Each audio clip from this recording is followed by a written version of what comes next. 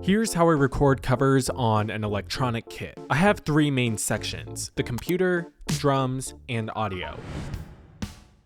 I use a 2021 MacBook Pro with an M1 chip. I've had it since the beginning of college, very dependable. Now we need a way to record the drums, and this can be done with a DAW, or a digital audio workstation. I used Logic Pro for my DAW, and a Logical Pro tip: buy the education bundle if you can. Instead of paying $630 for all of these different apps, you pay $200, which is already the base cost of Logic Pro. Plus you get a lot of really fun apps like Final Cut Pro, Motion, Main Stage, and the compressor.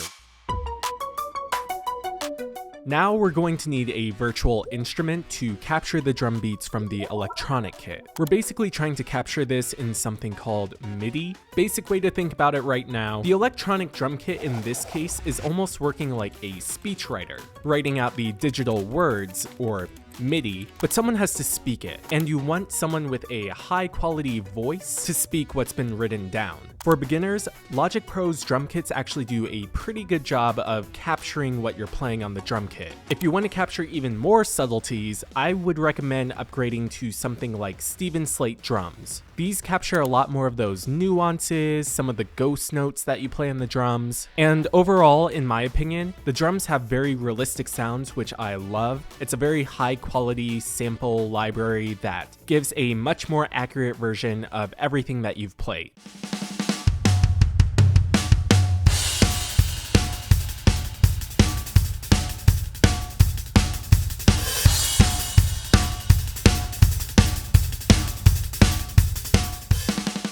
I also found out while making this video that there is a free version of it, so I would highly recommend that you check that out. I did not know that that existed. So you could save yourself $120, Yay! which I'll be crying over.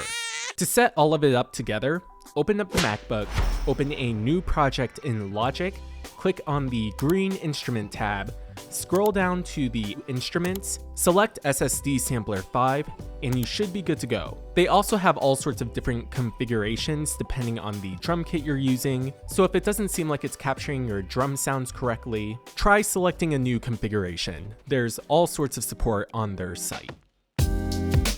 I drum on a Roland VAD306 kit. It's super durable, worth every single dollar in my opinion. It is a pain to replace broken parts on an electronic drum kit, and I had to do that all the time with a certain kit that will not be named. So I would highly recommend investing in a good quality kit like the VAD306. Except, again, when I was making this video, turns out they already have a 307. So go get yourself a 307. If you can't afford that, even a budget electronic drum kit like the Alesis Nitro is a perfectly good kit to use. You might not get all those same nuances, but it does the job, and I used it on a bunch of my old covers. The Roland kit has a drum brain, and this is where all the magic happens. The one for this kit is the TD17. It comes with a bunch of sounds, but so does Steven Slate, so who cares? We need to connect the drum kit to the computer. On the side of the brain, there's a place to plug in a MIDI cable. Specifically, you're gonna want a USB-C to USB MIDI 2.0 cable. I didn't know these existed, so I only have a USB MIDI 2.0 to USB cable, and I have to use an adapter to turn the USB into a USB-C to fit into my MacBook Pro. If you can cut out the middleman, do it. The audio I've had to manage in a very janky way over the past few years, and I'm pretty happy with the setup I have now. I need to be able to hear the drum audio and the music. To hear the drum audio, I connect in-ear monitors to the drums through the drum brain.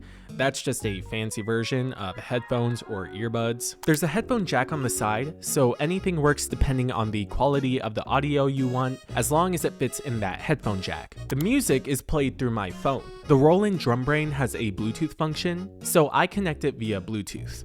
On the drum brain, you can manage the volume of the drums and the Bluetooth audio, or you can manually adjust both using the phone's volume buttons and the drum's volume dial. And now you can listen to the music and drum while Logic Pro and Steven Slate capture the MIDI. Everything's connected. I have a whole diagram here. Congrats! Now go make a cover.